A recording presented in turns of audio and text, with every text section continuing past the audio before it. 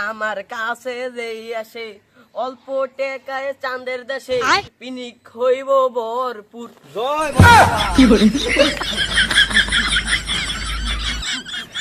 সুপ্রিয় দর্শক মন্ডলী, এই মুহূর্তে আমি আছি লালনের ছোট মাজারে। এই জায়গায় দেখুন দুইটা পাগল, টিকা দেওয়া হয় নাই, এরা ফাতরামি করতেছে, মানে ভণ্ড বাবা বলা হয় এদেরকে।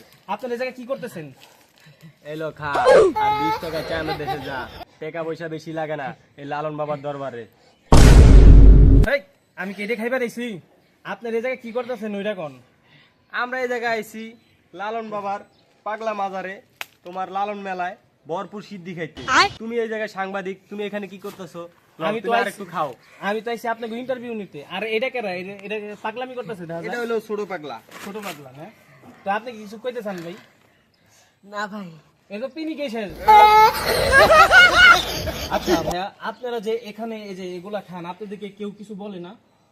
এই বেটা, আগে খাইতাম চিপাই চাপাই, আর এখন খাই ওপেনে। আচ্ছা, আপনারা ওপেনে খান। আচ্ছা, এটা খাইলে আপনাদের কি উপকার হয় আমাদেরকে একটু জানাবেন প্লিজ ভাইয়া। আমাদের রক্ত এক ফোঁটা করে বাড়ে। আপনার কি উপকার হয়?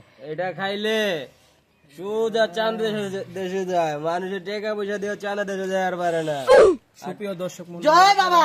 আপনারা এই মুহূর্তে দেখতে পাচ্ছেন চাঁদের দেশে যাওয়ার জন্য ইলন মাস্কের রকেট কিনতে প্রয়োজন হয় না। জয় লালন। যদি এই যে এরকম এক পদের সিদ্ধি থাকে, আপনি অটোমেটিক চাঁদের দেশে চলে যাবেন এক টানে। লালন জয়। জয় লালন বাবা নাকি?